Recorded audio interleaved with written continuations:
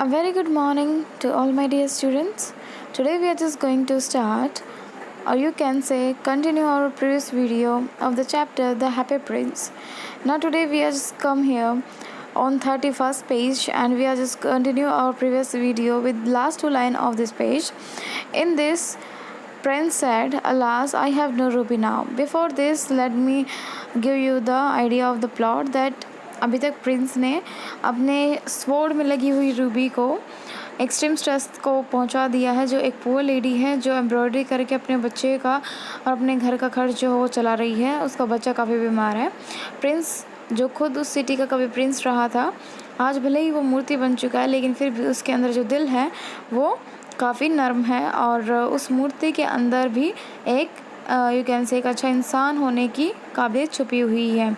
लेकिन जब यहाँ एक सटायर भी है उन लोगों पे जो उन लोगों की हालत ज़िंदा रहते हुए नहीं जान सकते, जो उनके पास रहते हैं, लेकिन यहाँ हैप्पी प्रिंस जो हमेशा हैप्पी रहता था, जिसके साम्राज्य में कोई दुख तकलीफ़ ही नहीं थी, फिर भी वो यहाँ पत्थर की मूर्ति बन के, यानी कि सिर्फ उस पर गोल्ड का डस्ट लगा हुआ है, लेकिन उसमें कुछ महंगे हीरे ज़वारात भी जड़े हुए हैं, लेकिन बेसलेस क्या है, वो एक पत्थर की ही मूर्ति है जिस पे सिर्फ एक गोल्ड का घोल चढ़ा है। और यही है कारण कि वो भले ही बाहर से कितना ही चमचमाता हुआ है, लेकिन अंदर से फिर भी वो एक प्रिंस का दिल रखता है। उसको अपनी जनता के दुख से दुख हो रहा है। सो ना वो कहता है, अब उसको स्वेलो को उसने एक रात और अपने पास रखने के लिए गुजारिश की है। इसमें स्वेलो जो है उसके पास रहने के लिए मान जाती है। आफ्टर दैट प्रिंस कहता है कि जाओ और वहाँ दूर कहीं एक मुझे जो जहाँ दिख रहा है एक यंग मैन है, एक नौजवान व्यक्ति है गैरेट में। गैरेट क्या कौन सा हिस्सा होता है घर का एक अपर साइड होती है जो मोस्टली यूरोपियन साइड में होती है। तो वहाँ पर आपको डार्केस्ट चीज़ें यानी कि डार्क एक रूम होता है जहाँ आप अपना स्पेयर टाइम जो है वो बिता सकते हो। तो यहाँ पर वो यंग मैन है, वो क्या कर रहा है, वो उस डेस्क पर बैठा है, चेयर पे। उसके सामने एक डेस्क है जहाँ पेपर जो है बिखरे हुए हैं और उसके सामने कुछ ग्लास है। उस ग्लास में यू कैन से वो कुछ फूल हैं, वो बिल्कुल सूख चुके हैं। उसके हेयर ने काफ़ी ब्राउन और किस्प हो चुके हैं, जो कई दिनों से नहाया ना हो। उसके रेड जो लिप्स हैं वो रेड हो चुके हैं पोमेग्रेनेट की तरह। पोमेग्रेनेट क्या चीज़ होती है? अनार इस काइंड ऑफ फ्रूट, राइट। सो वो क्यों हो चुकी है? क्योंकि वो अभी तक बहुत दिनों से यहीं बैठा हुआ है। वो अपने स्क्रिप्ट को पूरा करना चाहता है, बिकॉज डायरेक्टर, थिएटर के किसी डायरेक्टर ने उसको जो नाटक है यानी प्ले है उसको फिनिश करने की डेडलाइन दी हुई है। अब उसे क्या है, ना खाने की पड़ी है ना पीने की पड़ी है, बट वो इससे ज़्यादा सोच ही नहीं पा रहा है कि वो आगे लिखेगा क्या, क्योंकि उसके पेट में अभी तक कोई फूड नहीं है। और you can say he is also feeling thirsty. So जब हम को प्यासे होते हैं तो हम अपने होठों को चबाने लग जाते हैं, राइट। तो वो होठों को चबाने की वजह से वो रेड हो गए हैं। और यहाँ हमें बताया जाता है कि उसकी कंडीशन बहुत ज़्यादा वर्स्ट है, बिकॉज वो पुअर है, उसको प्ले लिखना है, उसके बाद उसको पैसे मिलेंगे, और इसी वजह से वो ना खा पी रहा है ना कुछ और कर पा रहा, ताकि वो जल्दी से उस प्ले को लिख पाए और अपनी अर्निंग को अपने हाथों में ले पाए। He wants to do that. So यहाँ पता चलता है कि वो हंगर से बिल्कुल बिलखला रहा है, लेकिन वो फेंट होने वाला है। साथ ही में वो अब इस चीज़ से वो प्रिंस जो है वो दुखी हो जाते हैं कि उनके साम्राज्य में एक ऐसा इंसान भी है जो भूखा सो रहा है, कई दिनों से डल है और कोई एनर्जिटी उसमें स्पेयर नहीं है। तो अब प्रिंस जो है स्वेलो को कहता है कि मुझे उसकी हेल्प करनी है, बट मेरे पास कोई रूबी नहीं है। Alas I have no ruby now, मेरे पास कोई रूबी नहीं है। My eyes all are left that I have left, अब मेरे पास सिर्फ मेरी आँखें हैं जो मेरे पास बची हुई हैं। They are made of red sapphires, वो क्या बची हुई हैं? मेरे पास सफ़ायर्स हैं, बट जो मेरी आँखें हैं, आँखों में क्या है, कुछ नीले रत्न हैं, या यू कैन से ब्लू जेम्स हैं जो उसकी आँखों में लगे हुए हैं। विच वो brought out of India 1000 years ago, जो 1000 years ago इंडिया से लाए गए थे। He order the swallow to pluck out one of them, उसने ऑर्डर किया स्वेलो को कि उनकी आँख में से एक हीरा निकाल दिया जाए और उसको कहाँ दे दिया जाए, उस प्ले राइट को। यहाँ प्ले राइट एक वर्ड है जो यू कैन से जो भी मैन या women what are be that, जब इंसान प्ले लिखता है यानी कि नाटक लिखता है, हम उसे प्ले राइट कहते हैं। Remember this. He will sell it to the jeweller, उसने प्रिंस ने कहा कि वो इस रत्न को कहाँ बेच देगा, किसी ज्वेलर के पास बेच देगा एंड बाय फायर फूड, और कुछ उसको फायरवुड जो है लकड़ी जलाने के लिए मिल जाएंगी, और इसके बाद वो अपना प्ले जो है वो फिनिश कर पाएगा। ये कहता है prince, dear prince said the swallow. अब स्वेलो कहता है dear prince I can not do that and he began to weep. वो कहता है मैं आपकी आंखें नहीं निकाल सकता, और ये कहते ही जो स्वेलो हो वो रोने लग जाता है। नाउ अब प्रिंस उसको समझाते हुए कहता है swallow swallow little swallow, swallow तुम्हें मेरी बात माननी होगी, मैं तुम्हें कमांड कर रहा हूँ और ये बहुत ज़रूरी है। So the swallow plucked out the prince's eyes and flew away to the young man's garret. अब swallow जो है ये एक बात उसकी मान लेता है, उसकी एक आँख निकाल लेता है और उड़ जाता है। और कहाँ पर उड़ कर जाता है, ये वो यंग मैंस के गैरेट में जाता है, उसी अंधेरी जगह में, उस अंधेरी कोठरी में जहाँ पर वो बैठा हुआ है। It was very enough to get in as there was a hole in the roof. वहाँ जाना काफ़ी आसान था क्योंकि वहाँ एक छत में एक होल यानी कि एक छेद था। Through this he darted and come in to the room. अब इसके चलते वो कमरे के अंदर घुस जाता है। The young man had his had buried in his hand. अब वो जो यंग मैन है, जो प्ले राइट है, वो कुछ इस कदर बैठा है कि उसके दोनों हाथों में उसका सिर पकड़ा हुआ है। So he did not hear the flutter of bird's wing. वो बहुत ज़्यादा ख्यालों में खोया हुआ है कि अगर उसने टाइम पे वो प्ले पूरा नहीं किया और तो उसके साथ क्या होगा। इट मीन्स क्या है, जो एरिस्टोक्रेटिक चीज़ें होती हैं यानी इंसान होते हैं, वो स्पेशली लोअर क्लासेस को दबाते हैं। ओके, इन ही सप्रेशंस में जो लोअर क्लासेस हैं वो कई बस सुसाइड जो कमिट कर लेते हैं या फिर कर्जे में डूब जाते हैं। इस तरीके से वो अपनी ज़िंदगी बिताते हैं। बट हैप्पी प्रिंस भले ही अपनी आँखों को दे रहा है, वो सिर्फ ये यहाँ एक सिंबल भी है आँखों को देने का कि वो उस दुनिया को देखकर करेगा भी क्या जिसमें बहुत सारी मिजरीज़ हैं, दुख है, तकलीफ़ें हैं। प्रिंस का जितना काम है या जितना उसे बन पड़ रहा है वो उतनी हेल्प करेगा अपनी जनता की। Now let's come to know कि इसके आगे क्या होता है। इसके आगे उसको उसकी फ्लटर सुनाई नहीं देती, उसकी फड़फड़ाहट सुनाई नहीं देती जो विंग्स की होती है, बर्ड उसके साथ आता है। When he looked up, he found the beautiful sapphire lying on the withered violets. जो सूखे हुए वायलेट से मुरझाए हुए थे, उनके पास एक सफ़ायर गिरा हुआ देखता है। थोड़ी देर बाद जब वो उसका अपना चेहरा थोड़ी देर बाद जब वो उठाता है तो उसको एक चमचमाता हुआ सफ़ायर अपने सामने दिखाई देता है। नाउ अब वो क्या चिल्लाता है, I am beginning to be appreciated. Okay, मुझे अप्रिशिएट किया जा रहा है। अब यहाँ पर क्या है, अब कोई भी नया यंग कोई भी चीज़ कर रहा हो, यानी कि हम किसी भी फील्ड में जब एज ए अप्रेंटिस काम करते हैं तो उसमें क्या है कि हमें कभी भी अप्रिशिएट नहीं किया जाता, हमें कभी महत्व नहीं दिया जाता। लेकिन यहाँ वो सफ़ायर देख के चिल्ला पड़ता है, खुश हो जाता है कि मुझे भी किसी ने अप्रिशिएट किया है। This is from some great admirer. शायद किसी ने, ये कोई मेरा ग्रेट एडमायरर होगा जो मेरे प्लेस को की कदर करता होगा, उसने भेजा होगा। Now I can finish my play. अब उसमें एनर्जी आ जाती है और वो अपना प्ले जो है फिनिश कर रहा है। And he looked quite happy. वो बहुत खुश भी लग रहा है। The next day he the swallow down to the harbour. अब जो नेक्स्ट डे है वो उड़कर अपने हार्बर के पास जाता है। He sat on the mast of a large vessel and watch the sailor walking. अब कहाँ जाता है वो, एक समुद्री तट के पास जाता है जहाँ जहाज़ खड़ा होता है और वहाँ पर बहुत सारे नाविक जो है वो काम कर रहे होते हैं। और मास्ट क्या चीज़ होती है, मास्ट वो कपड़ा होता है जिसकी वजह से शिप जो है वो सेल करती है समुद्र पे। So here he sat on the mast and the large vessel. So वहीं पर वो उस मास्ट के ऊपर बैठ जाता है। I am going to Egypt cried the swallow. अब वो अपने आप को चिल्ला कर कहता है मैं इजिप्ट ही जा रहा हूँ। But nobody minded and when the moon rose he flew back to the happy prince. But वो दिन में सोच रहा है कि मैं इजिप्ट जा रहा हूँ, बट जैसे ही रात होती है वो हैप्पी प्रिंस के पास लौट कर चला जाता है।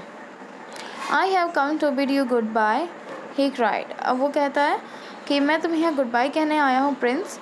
नाउ प्रिंस इस बारे में कहता है स्वेलो स्वेलो लिटिल स्वेलो। अब वो उसको बुलाता है स्वेलो स्वेलो लिटिल स्वेलो करके। Will you not stay with me one night longer. क्या तुम मेरे साथ एक रात और नहीं गुजारोगे। It is winter answer the swallow. ये स्वेलो यहाँ आंसर करता है यहाँ काफ़ी सर्दी है। And the snow will soon be here. और यहाँ जल्द ही ठंड भी पड़ जाएगी। In Egypt the sun is warm on the green palm trees and the crocodile lies in the mud look lazy about them. अब जो हमारा स्वेलो है वही कहता है कि इजिप्ट में जो सन है वो काफ़ी गर्म है, वहाँ बहुत सारे ग्रीन पाम ट्रीज़ हैं एंड क्रोकोडाइल्स हैं जो मड में लेटे हुए होते हैं और काफ़ी लेज़ी फील कर रहे हैं।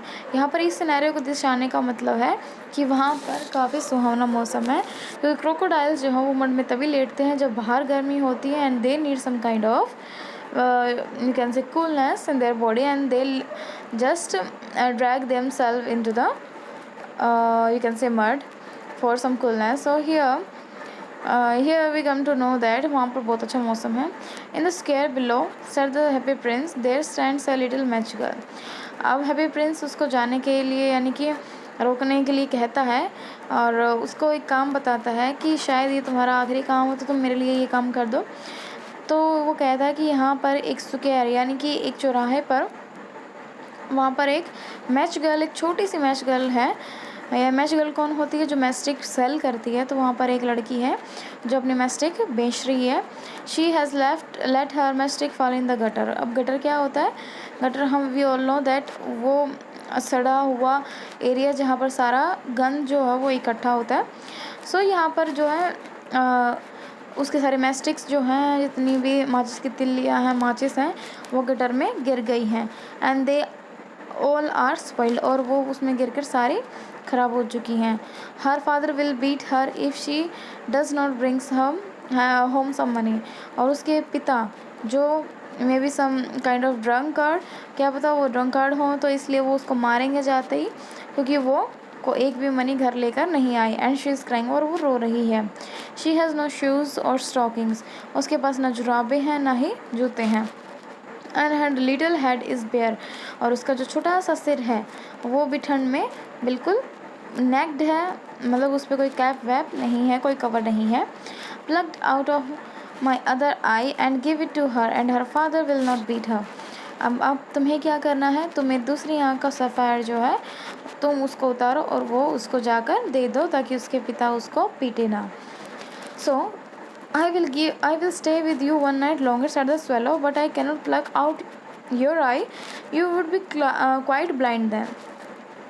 अब स्वेलो कहता है मैं तुम्हारे साथ एक रात और रुक जाऊंगा, मुझे कोई दिक्कत नहीं है, but I cannot pluck out your eye, लेकिन मैं तुम्हारी ये वाली आँख बिल्कुल भी नहीं निकाल सकता, बिकॉज उसके बाद तो तुम बिल्कुल अंधे हो जाओगे।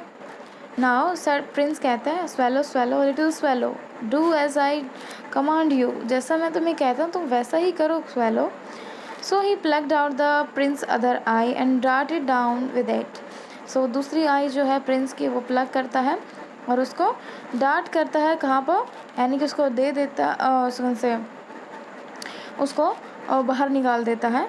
And he swooped past the match girl, अब वो जल्दी से उड़कर कहाँ जाता है? मैच गर्ल के पास जाता है। And slip the jewel into the palm of her hand, अब वो उसकी हथेली में क्या दे देता है? वो ज्वेल को रख देता है। What A lovely bit of glass, cried the little girl and she rain home laughing. वो देखती है कितना प्यारा ग्लास है, इट मीन्स उसे पता ही नहीं है what kind of sapphire it is and इसको सो मच, सो बट वो उसको देखकर खुश हो जाती है और वो उसको लेकर जल्दी से भागकर घर जाती है। The swallow came back to the prince, अब स्वेलो जो है वो प्रिंस के पास आता है। यू आर ब्लाइंड नाउ, तुम ब्लाइंड हो चुके हो। He said so I will stay with you always, तो मैं यहाँ पर आपके साथ हमेशा रहूँगा। नाउ प्रिंस जो है वो कहता है नो लिटिल स्वेलो, नहीं ऐसा करने की कोई ज़रूरत नहीं है। You must go away to Egypt, तुम्हें इजिप्ट जाना चाहिए। तो स्वेलो कहता है no I will stay with you always, अब मैं तुम्हारे साथ ही रहूँगा prince. And he slept at the prince feet, और कहाँ सो गया? प्रिंस के पैरों में सो गया, पेडेस्टल पे। All the next day he sat on the prince shoulder, अब वो उठता है सुबह और प्रिंस के शोल्डर पे बैठ जाता है। And told him stories of what he had seen in strange lands, अब वो उसको जहाँ जहाँ आज तक वो घूमा है, उड़ा है, उड़ानें भरी हैं, वहाँ के ज़मीनों की, वहाँ के हिस्सों की, वहाँ के क्षेत्रों की, वो उनको अलग अलग कहानियाँ सुनाता है और प्रिंस को एंटरटेन करता है। नाउ प्रिंस कहता है dear little swallow do you tell me of marvellous thing, but more marvellous than anything is the suffering of man and women. अब प्रिंस जो है उसका दिल जो है अपनी जनता के लिए धड़क रहा होता है। जो प्रिंस है वो कहता है, डियर लिटिल स्वेलो, क्या तुमने मुझे बहुत बेहतरीन कहानियाँ सुनाई, तो क्या तुम मुझे कुछ सफ़रिंग के बारे में बता सकते हो कि जो आजकल मैन और वीमेन के लिए सफ़र का कारण बन रही है, क्योंकि सबसे ज़्यादा मार्वलस चीज़ तो वही होगी जो जानने के लिए कि लोगों को दुख और दर्द मुझे पता हो। There is no mystery so great as my misery, क्योंकि मिजरी से यानी कि दयनीयता से जो उनकी हालत है, जो बुरी हालत से ज़्यादा तो मिस्ट्री कोई बड़ी हो ही नहीं सकती सॉल्व करने के लिए। Fly over my city little swallow, अब वो कहता है मेरी सिटी के ऊपर जाकर उड़ो और little swallow, and tell me what you see there, और मुझे बताओ तुम्हें वहाँ क्या दिख रहा है little swallow. So swallow flew over the great city, वो स्वेलो जो है वो पूरी एंटायर सिटी के ऊपर से उड़ता है। And saw the rich making merry in their beautiful houses while the beggars were sitting at the gates. अब वो उसको दिखता है या फिर वो देख पाता है कि जितने भी अमीर लोग हैं वो अपने घरों में खुशियाँ मना रहे हैं, लेकिन जो बेगर्स हैं वो उनके गेट्स पर बाहर बैठे हुए हैं ताकि उनको कुछ दे दिया जाए। ना जो अमीर लोग हैं वो अमीर होते जा रहे हैं, जो गरीब हैं वो गरीब होते जा रहे हैं, क्योंकि अरिस्टोक्रेटिक्स एक ऐसी लत है, यानी कि एक ऐसी चीज़ है जिसमें पढ़ने के बाद इंसान पूरी तरीके से हिपोक्रेट हो जाते हैं और चीज़ों को नहीं समझ पाते कि हमारे इंसान होने का रियल मकसद क्या है, what is the aim of to being a real human being. After that he flew into the dark lanes, अब वो ऐसी मतलब ये कैसे डार्क लेन्स है, यानी कि जैसे हाईवेज़ के नीचे एक गुफा टाइप से में हो जाती है ना, लाइक उसमें डार्क लेन्स जिसमें से जाते हैं, सो उसमें एक डार्क टनल सी है, तो वहाँ पर ज़्यादा उड़कर वहाँ देखता है saw the white faces of starving children looking out listlessly at the black streets. अब उस अंधेरी काली गलियों में जहाँ पर वो डार्क लेन्स हैं वहाँ पर एक वाइट फेसेस के दो बच्चे स्टार्व यानी कि बहुत भूख से बिलखना तड़प रहे हैं, उनकी हड्डियाँ बाहर आ चुकी हैं, वो वहाँ पर ऐसे ही बैठे हुए हैं। Under the archway of the bridge two little boy were lying each other's arm to try to keep themselves warm. अब दोनों बच्चे ही एक दूसरे को हक करके एक दूसरे को गर्मी देने की कोशिश कर रहे हैं, because they don't have firewood to burn and even this is the time of winter. तो इस टाइम पे वो एक दूसरे को हक करके बैठे हुए हैं, एक दूसरे को आर्म से एक दूसरे को कैप्ट करके, ताकि वो एक दूसरे को गर्मी पहुंचा सके, और वो ब्रिज के आंकवे के नीचे बैठे हैं।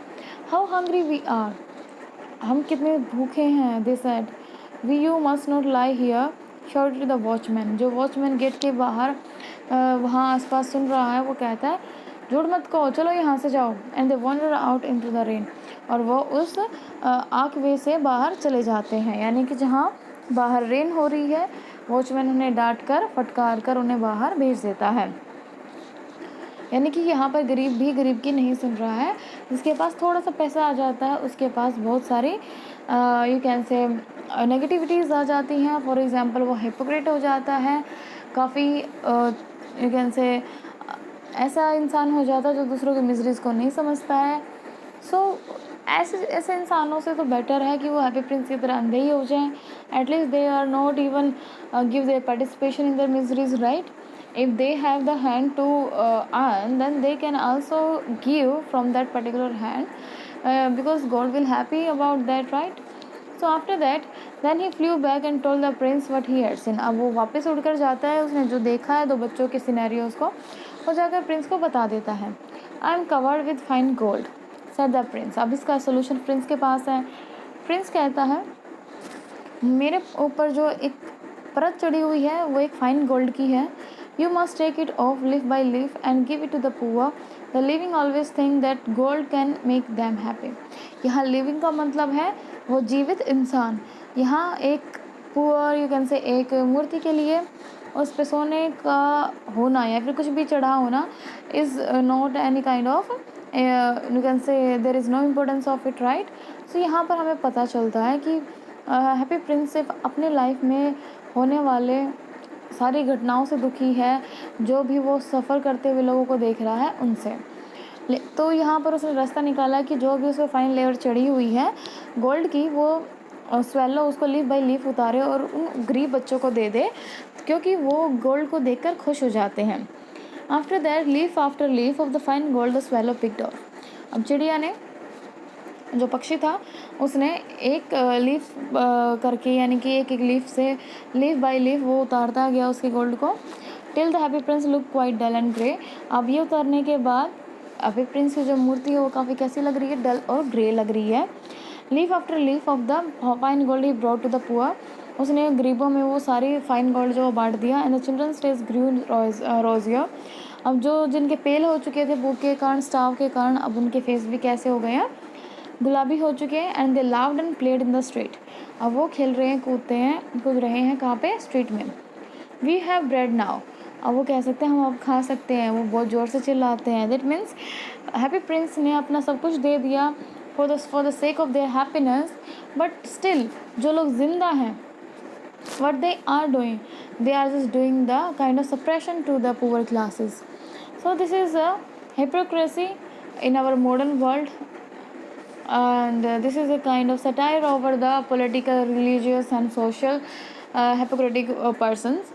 So here then the snow came, then बर्फ़ पड़ने लग जाती है, and after the snow came the frost, और जैसे ही स्नो गिरती है, the street looks as if they were made of silver, ऐसा लगता है जैसे जो सड़कें हैं उन पर जो गलियां हैं या फिर सड़कें लगा लीजिए, वो वहाँ पर जो बर्फ़ गिरी है वो ऐसा लग रहा है जैसे वो किसी चांदी की बनी हुई है। एवरीवन वेंट अबाउट इन फर्स, हर कोई अपने फर में, यानी कि अपने गर्म कोट्स, गर्म कपड़ों में लिपट जाते हैं। The little boys wore scarlet cap and skated on the ice, जो छोटे छोटे बच्चे हैं वो स्कारलेट कलर के जो है कैप पहनते हैं, यानी एक ब्राइट रेड कलर सा होता है, सो वैसे कलर की कैप पहनते हैं और वो स्केट्स कर रहे हैं आइस में, यानी कि they are enjoying themselves. So the poor little swallow grew colder and colder, लेकिन जो छोटी चिड़िया है यानी वो पक्षी है उसको बहुत ज़्यादा ठंड लग रही है। But he could not leave the Prince, लेकिन उसने कहा है कि मैं प्रिंस को लीव नहीं करूँगा। He loved him too well, लेकिन वो उसको भी बहुत ज़्यादा प्यार करती है। He picked up crumbs outside the baker's door, and when the baker was not looking and tried to keep himself warm by flapping his wings. अब उसको वो क्या करता है कि वो ये बेकर होते हैं जो बेक करते हैं, भट्टी चलाते हैं, राइट, खाने को पकाने के लिए। तो बेकर के पास जाता है, यानी कि वो उसकी डोर में से अंदर घुस जाता है, वहाँ गर्म होता है, तो वहाँ पर वो अपनी विंग्स को वार्म करता है और बेकिंग का जो भी कुछ छोटा मोटा पीस जो बच जाता है वो उसको खा लेता है। But at last he knew that he was going to die, but उसे लास्ट में ये पता होता है कि वो मरने वाला है। He had just enough strength to fly at the prince shoulder once more, लेकिन वो क्या कोशिश करता है, उसमें सिर्फ इतनी हिम्मत बची होती है कि वो प्रिंस के शोल्डर पे जाकर बैठ जाए। गुड बाय डियर प्रिंस, अब वो कहता है गुड बाय, अब प्रिंस को गुड बाय कहता है।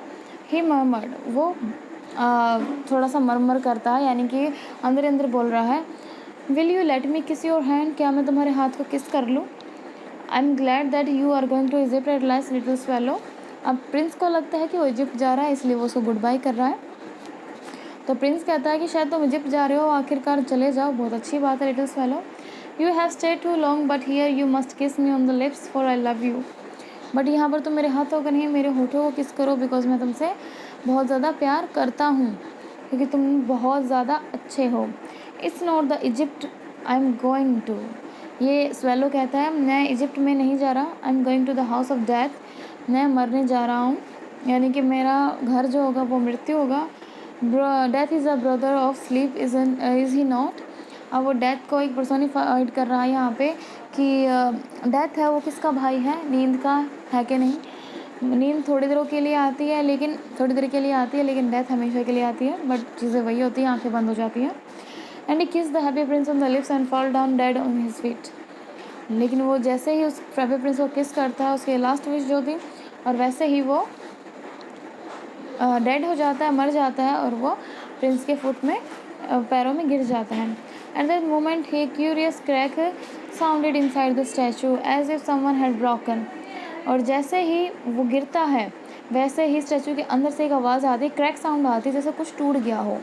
The fact is that the leaden heart had snapped right in two, अब बात ये थी कि जो लेडन हार्ट था, यानी कि जो शीशे का बना हुआ दिल था, उसके दो टुकड़े हो जाते हैं, वो दो टुकड़ों में बट जाता है।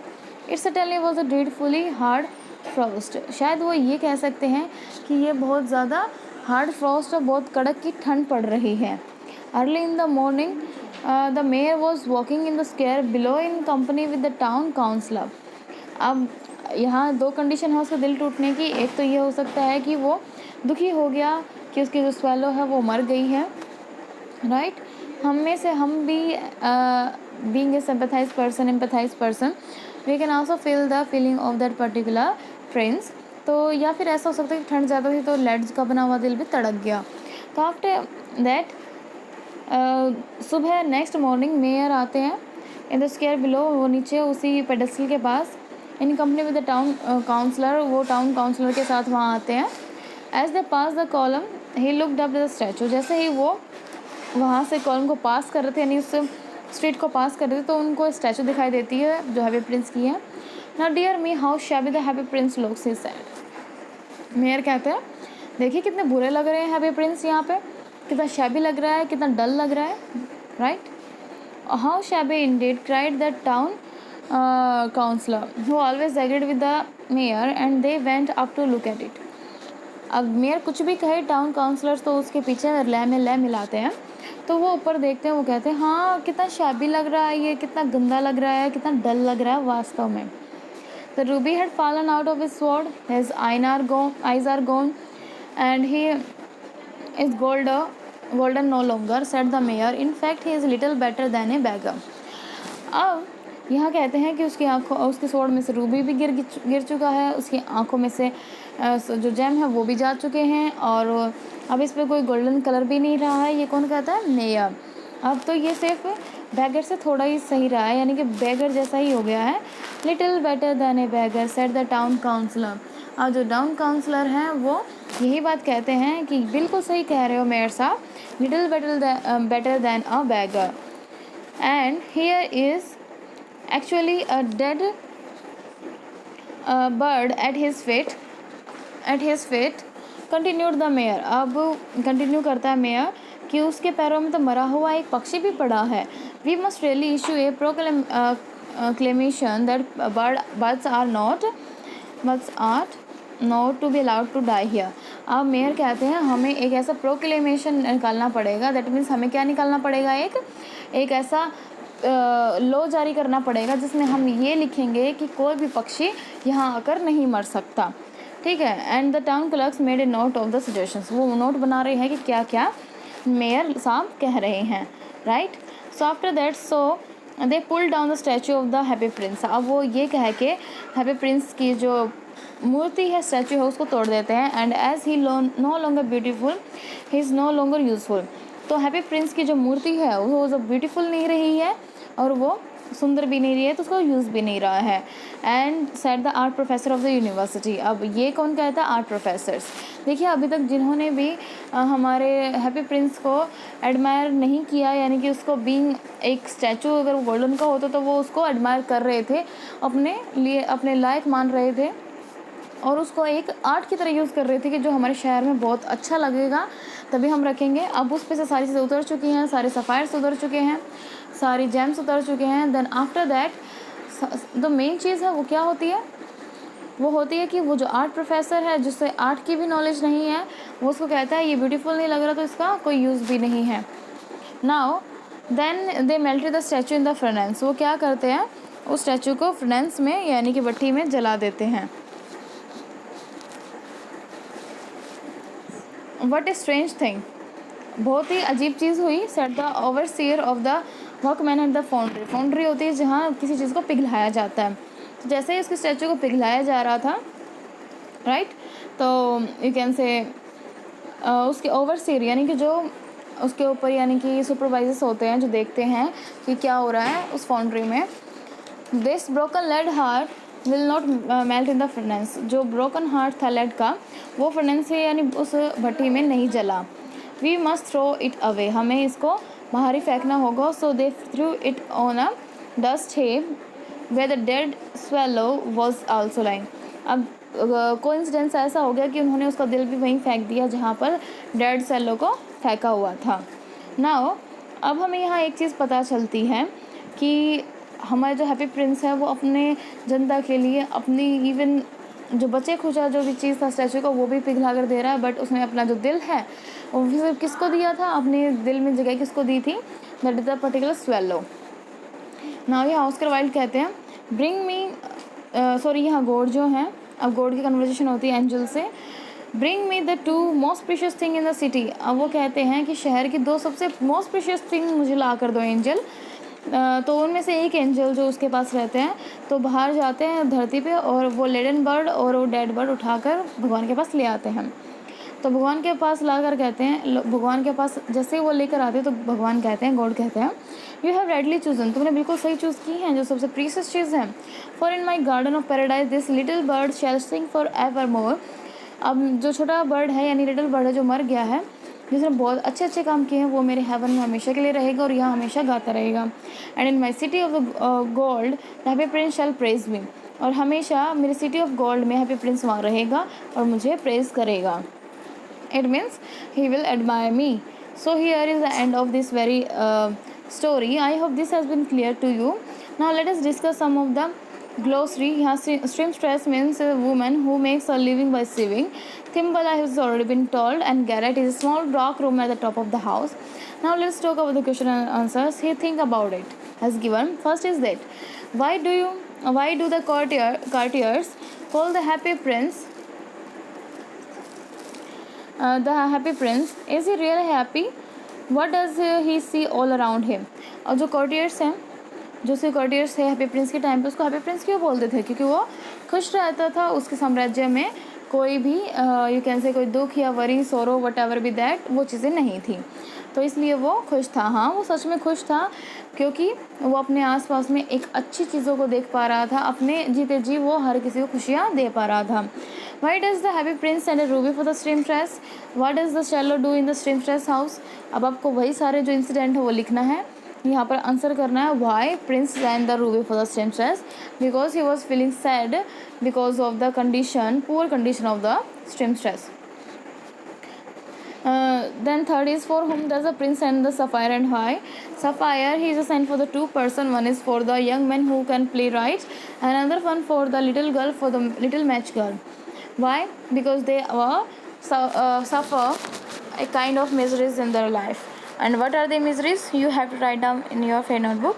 Fourth one here says, what does the swallow see what it flies over the city? Now what does the swallow see? He actually swallow has just seen all the incident about the 2 of the children who are just you can say having the white face because of starving and all that. So he is just sharing all this incident which he has just seen when he was just flew over the city, and he just told all these things to the prince. You have to mention that particular things. So after that, fifth point here says, why did the swallow did not leave the prince and go to Egypt? Because happy prince has lost his eyes, now he cannot see anything, but our little swallow being good hearted, you can say living being, so he has a sympathy in his heart. So after that he has decided to being the eyes of our prince and not go to the Egypt, and he will provide all the we can say company to our happy prince, that he will not feel alone as he had a good heart in here. Sixth point here says, what are the precious things mentioned in the story? What are they precious? Because there are 2 only precious things which has just declared by God, that one is the sudden broken heart of prince, another one is dead bird. So why these are you can say so precious, you have to mention with the incidents occurred in our story. And this is all about your happy prince. I hope this has been clear to you now. Let's gets back some with some you can say the hardware meaning out of this, and you have to write them down in your fair notebook, as well as you have to take out the reading of this lesson explanation as well, and you have to write down the question and answers in the fair notebook. Thank you and have a nice day. We'll meet with the next topic in the next